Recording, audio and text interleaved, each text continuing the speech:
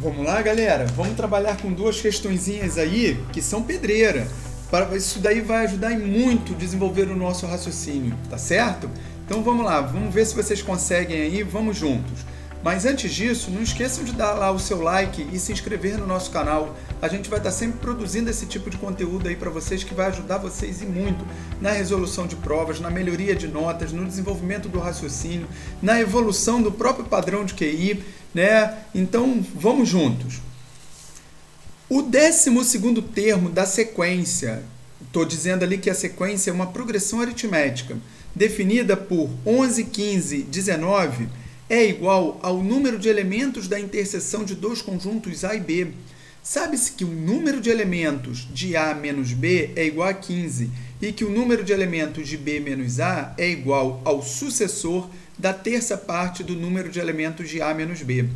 A soma dos valores absolutos dos algarismos do número correspondente ao número de elementos do conjunto B corresponde ao denominador de uma fração equivalente a 16/56. O primeiro valor inteiro que o quadrado dessa fração de denominador 7 equivale a aqui o primeiro valor inteiro maior que o quadrado dessa fração. Galera, lendo assim dá até um impacto, né? Mas vamos lá, vamos mostrar a facilidade disso daí, vamos destrinchar isso. Depois, quando vocês mostrarem isso numa roda de conversa e mostrarem a facilidade que vocês têm para resolver isso, pô, vocês vão tirar uma onda bem legal. O 12º termo da sequência dessa progressão aritmética. Então, eu tenho aqui ó, uma progressão aritmética, definida por 11, depois 15, 19 e assim sucessivamente. A gente aqui vai estar recapitulando uma série de conceitos teóricos, ok? Vamos lá. Uma PA, ela tem o seu primeiro termo, no caso ali é o 11, tá? Então, vou dizer aqui, ó, A1, que é o primeiro termo, é igual a 11, e ela tem uma razão. A razão dessa PA é o número que é somado a cada termo para eu descobrir o próximo. Então, a razão dessa PA aqui vale quanto? 4. Muda de 4 em 4 unidades. Eu digo que o 12º termo, então eu estou interessado no termo de valor no termo da 12ª posição dessa PA. Como é que eu calculo? O termo geral de uma PA, no caso ali eu quero achar o 12º termo, vai ser igual ao primeiro mais n menos 1, né, a quantidade de termos menos uma unidade, que multiplica a minha razão. Multiplica a minha razão. No caso, achar o 12º termo vai ser igual, quem é o meu A1? 11, que é o primeiro termo, mais n menos 1, eu tenho 12 termos, menos 1, 11 termos. Então, 12 menos 1 vai dar 11, que multiplica 4, que é a razão. A 12 vai ser igual a 11 mais 11 vezes 4, 44.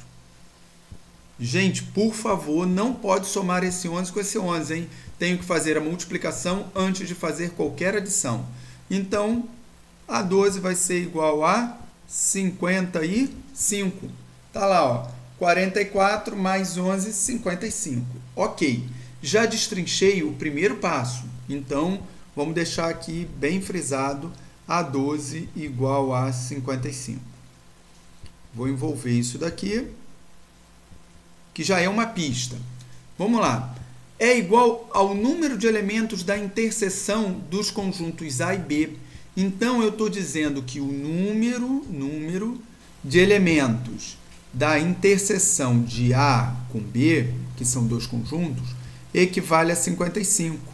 Ora, se eu representar isso através do diagrama de Venn, vamos ver o que acontece, ó. Imagina que esse seja o conjunto A, esse daqui seja o conjunto B. Então, vou chamar aqui conjunto A, conjunto B. Então, eu tenho 55 elementos aonde? Aqui na interseção deles. Essa é a quantidade de elementos. Sei também que o número de elementos de A menos B é igual a 15. A menos B é o que tem em A e que não tem em B. O que tem em A e que não tem em B? É essa partezinha daqui, ó. É essa partezinha daqui, ó, delimitada aqui, ó. Opa! Tá aqui. Então, quantos elementos vou ter ali? 15 elementos. Eu sei que o número de elementos de B menos A, cadê? Ó? Número de elementos de B menos A, que é essa outra partezinha daqui, ó, corresponde ao sucessor da terça parte desse número de elementos de A menos B. Então, vamos lá. Terça parte do número de elementos de A menos B vai ser 15 dividido por 3, que vai ser igual a 5. Sucessor de 5 é simplesmente 5 mais 1, que é igual a 6. Então, eu tenho aqui 6 elementos. Ok? Beleza. Opa, já estamos destrinchando bastante coisa aí. Agora, eu digo que a soma dos valores absolutos dos algarismos do número correspondente ao número de elementos do conjunto B. Gente, toda vez que pegar um período assim muito extenso, o que vocês vão fazer? Geralmente, começar de trás para frente. Ó. Eu quero a soma de alguma coisa. É a soma dos valores absolutos. Então, eu tenho que descobrir esses valores absolutos primeiro. Mas antes de descobrir, eu tenho que descobrir quais são os algarismos.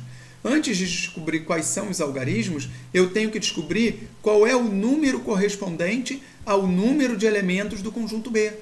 Então, vamos dar o passo a passo aqui, no caso de trás para frente. Quanto vale o número de elementos de B? Ó, número de elementos de B. Vai valer quanto? Vai valer esse 55 mais esse 6. Eu não estou pedindo o número de elementos que está somente dentro de B. Estou pedindo o conjunto B por completo.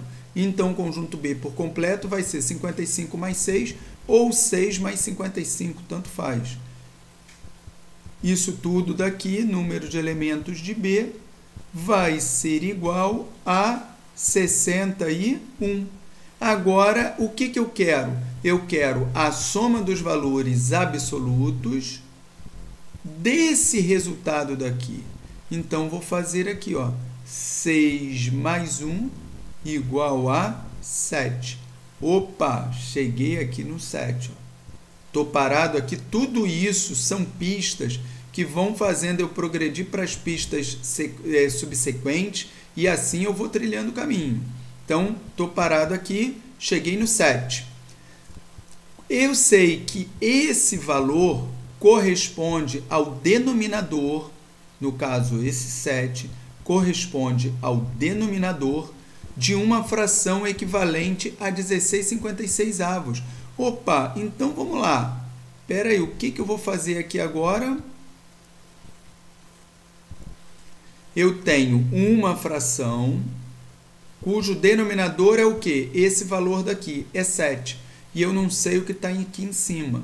Mas eu sei que essa fração é equivalente a 16/56.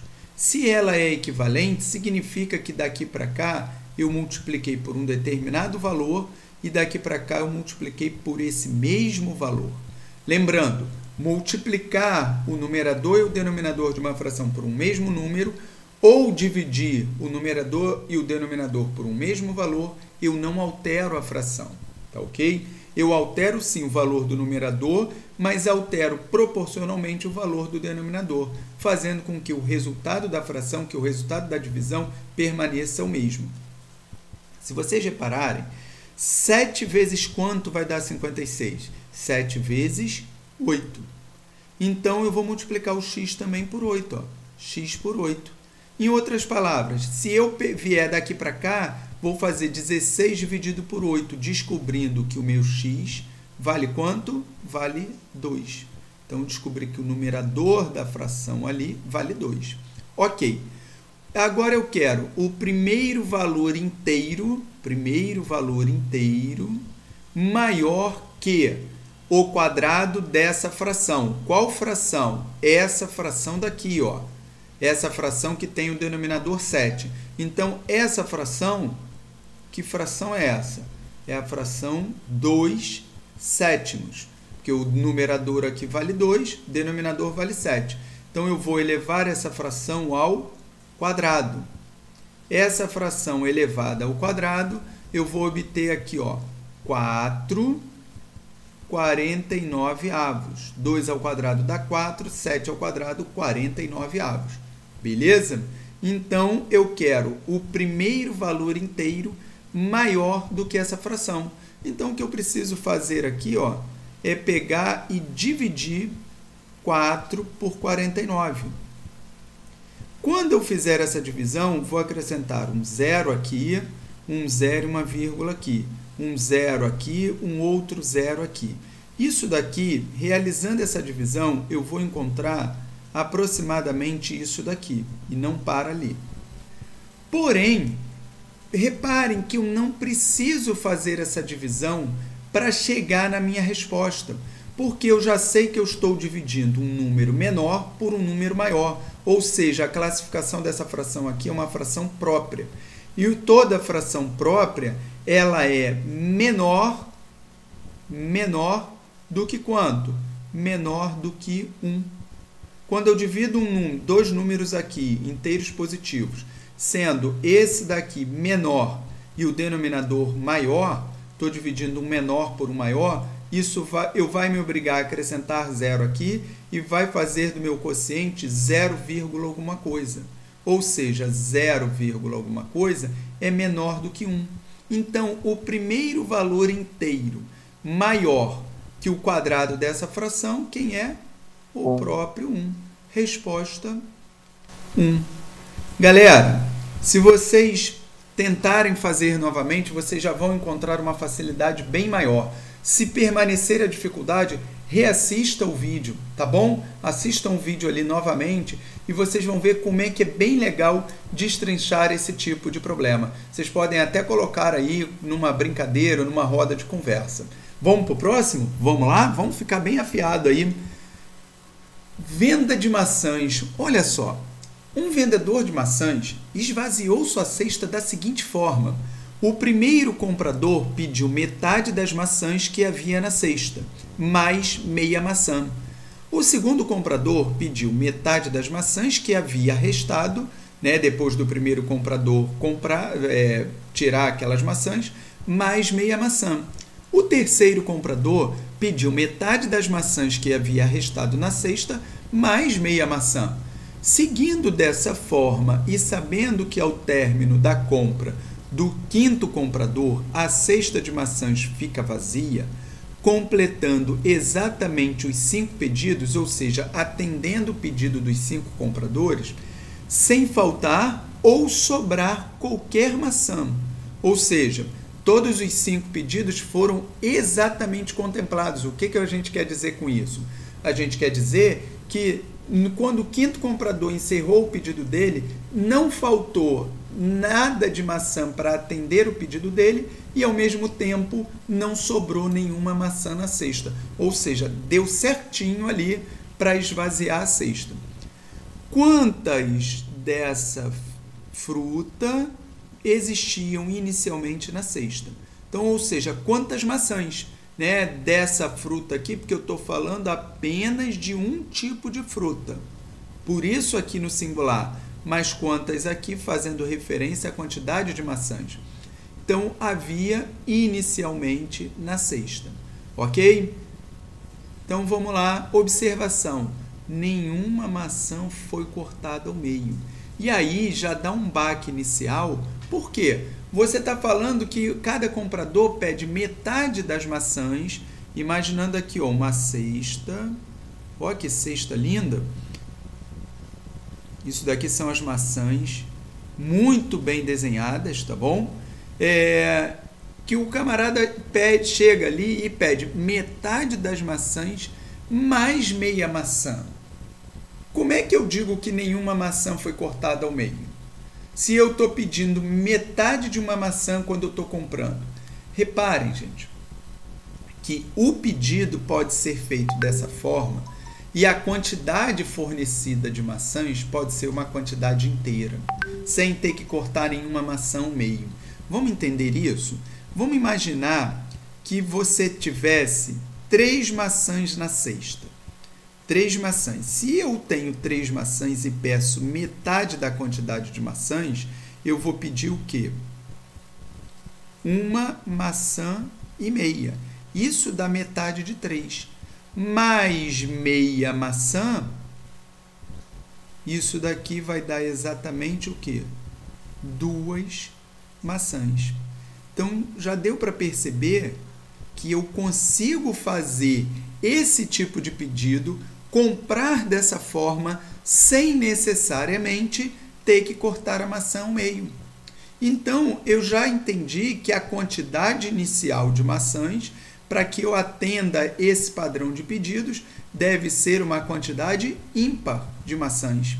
E aí, sem maiores fórmulas, sem maiores delongas, se a gente evoluir um pouquinho isso daqui, vamos imaginar que se tivesse 3 maçãs, eu faria essa compra, mas o primeiro comprador conseguiria fazer e o segundo comprador também. Por quê? Sobrou 1 maçã na cesta, não sobrou? Se tinham 3, imaginando 3 maçãs inicialmente, se tinham 3, eu comprei 2, sobra 1 maçã.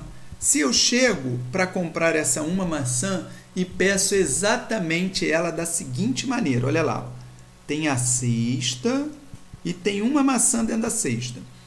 Como eu gosto de ser complicado, ao invés de pedir, me vende essa 1 maçã, eu peço, me vê metade das maçãs que restaram na cesta mais meia maçã? Ok, metade das maçãs que restaram na cesta dá metade de 1 maçã. Mais meia maçã, eu estou tendo quanto? 1 maçã. Entendido? Então, agora reparem, se eu tiver 5 maçãs na cesta, eu já contemplo quantos compradores? Vamos pensar aqui, 5 maçãs, o primeiro comprador vai comprar o quê? Vai comprar 2,5, concordam comigo? Metade, o padrão é sempre esse, mais meia maçã. Então, 2,5 mais meia. Então, comprou quantas? 3 maçãs. O segundo comprador, sobraram quantas maçãs na cesta? Se tinham 5, tiraram 3, o segundo vai comprar em função de quantas? Em função de 2. Só que a segunda compra já não vai dar certo. Por quê? Me dá metade das maçãs que sobraram na cesta. Opa, 1 maçã. E aí depois eu teria que cortar a segunda maçã no meio. Como eu digo que não posso cortar nenhuma maçã no meio, então 5 maçãs é um valor que não está valendo aí. Então já posso eliminar. Vamos avaliar aqui a questão de 7 maçãs. Opa, 7 maçãs. Primeiro comprador, já estou eliminando ele ali com quantas? Com 3 maçãs. Segundo comprador, se eu tiro 3 maçãs da cesta e tinham 7, quantas restam? Restam 4 maçãs. Se eu pedir metade das maçãs mais meia maçã, metade é 2. Se metade é 2, a meia maçã eu vou ter que cortar a terceira maçã no meio. Então também não serve.